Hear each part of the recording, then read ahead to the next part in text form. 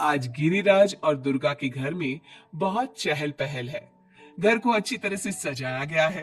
Kitchen में से अच्छे अच्छे खाने की खुशबू आ रही है। ऐसा इसलिए क्योंकि उनकी बेटी आभा और दामाद जी अहान शादी के बाद पहली बार घर पर आ रहे हैं। हिमांशी, बहुत जल्दी से सारा काम कर लो। आभा और दामाद जी आने ही वाले हैं। कुशल बेटा, तुम सारा सामान तो ले आए हो ना? और काजू कतली लाए हो या भूल गए? दामाद जी को बहुत पसंद है। हिमांशी और कुशल एक दूसरे से बहुत प्यार करते हैं और अपने माता पिता की सारी बातें मानते हैं। लेकिन जब से कुशल की बहन आभा की शादी हुई है, मानो उसके माता पिता के लिए उनका दामाद ही सब कुछ है। आभा और आहान घर पर आते हैं। सब उनका स्वागत करते हैं। आभा और हिमांशी किचन में खड़ी होकर बातें करती हैं। आभा, कैसे है तुम्हारे ससुराल वाले? तुम्हारा मन तो लग रहा है ना वहां? और आहान जी तुम्हारा ख्याल रखते हैं या नहीं? पता नहीं भाभी, कभी तो लगता है कि ठीक है, कभी तो लगता है कहाँ फंस गई। जैसे भैया आपकी मदद करते हैं, आपका ख्याल रखते हैं, आहान ऐसे बिल्कुल भी नहीं है। अरे इतना मत सोचो तुम।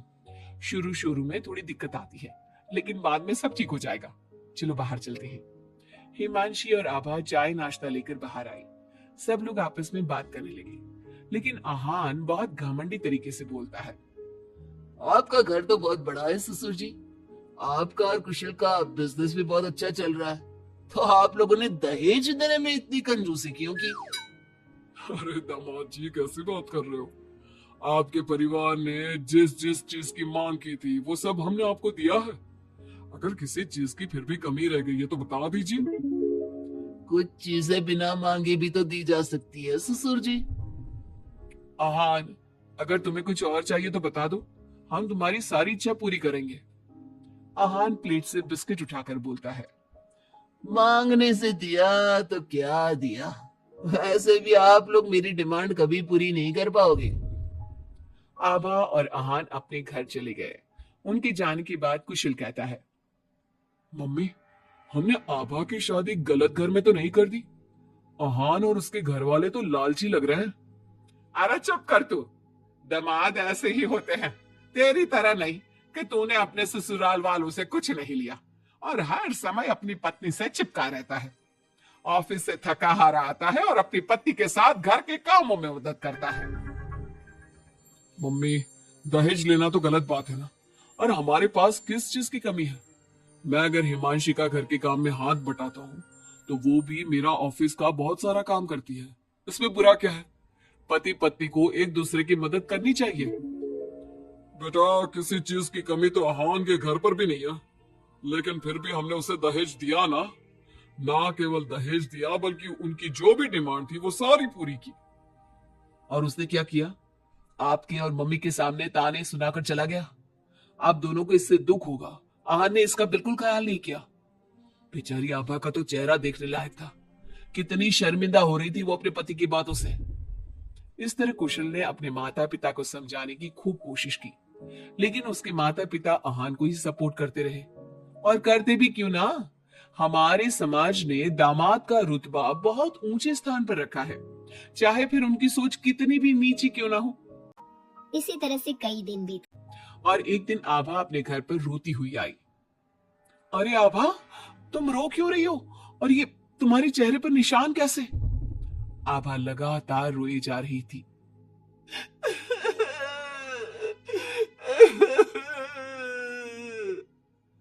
अरे बता मेरी बच्ची, क्या हुआ है तुझे?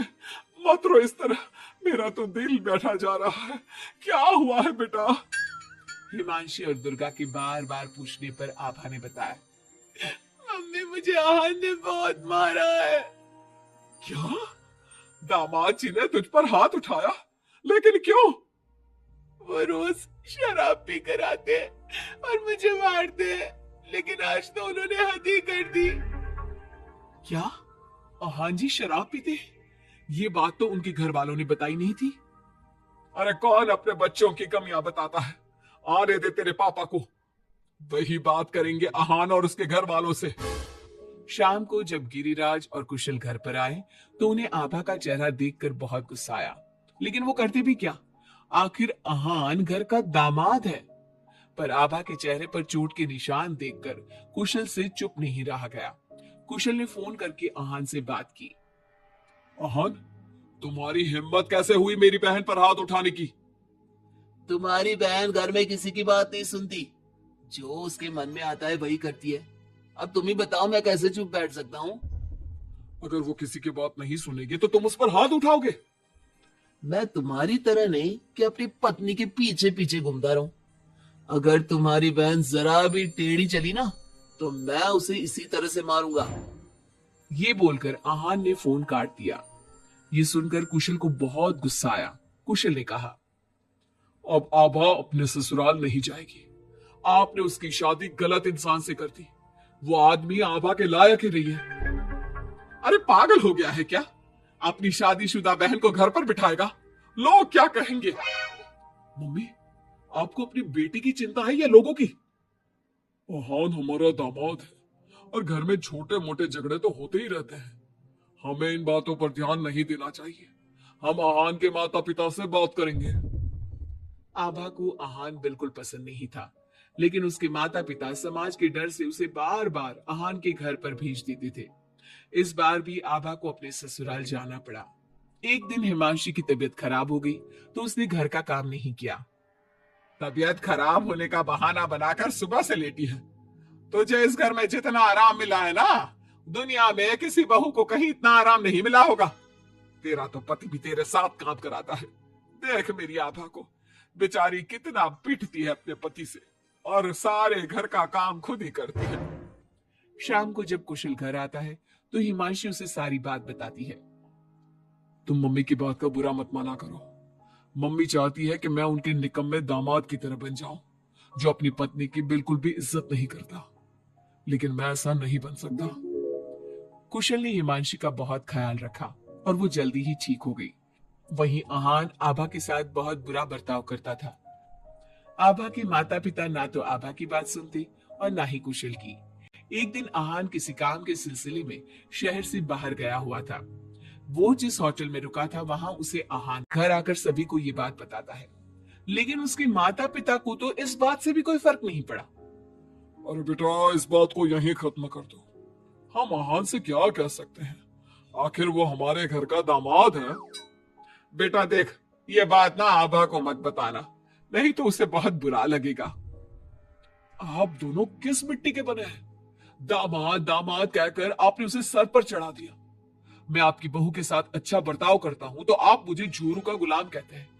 और आहान आपकी बेटी को जानवर की तरह पीटता है, अब तब भी उससे बात करने की हिम्मत नहीं करते। आप लोग बेटे और दामाद में इतना फर्क क्यों करते हो? बेटा, दामाद को तो सर का ताज समझा जाता है, हमेशा से ऐसा ही चलता आया है। अरे हमारे समाज ने ऐसे ही नियम बनाए हैं। चाहे वो आपकी बेटी के साथ कैसा भी बर्ताव करे, उसे जानवरों की तरह मारे पीटे। मम्मी, ये पुराने जमाने की बातें हैं। आजकल कोई पढ़ी लिखी लड़की इतना नहीं पीट रही जितनी हमारी आभा पीट रही है, वो भी सिर्फ आप दोनों की वजह से। मैं आज ही उसके ससुराल जाकर उसे सारी बात बता दूंगा और आखिरी फैसला उसका होगा। कुशल और हिमांशी आभा के पास जाकर उसे आहान की सारी सच्चाई बता देते हैं। आभा अपने भाई के साथ आ जाती है। घर आकर वो अपने पति को तलाक के पेपर भेजती है। हालांकि गिरिराज और दुर्गा अभी भी अपने दामाद के साथ हैं और तलाक के खिलाफ। उनको अभी भी समाज की चिंता है, बेटी की नहीं।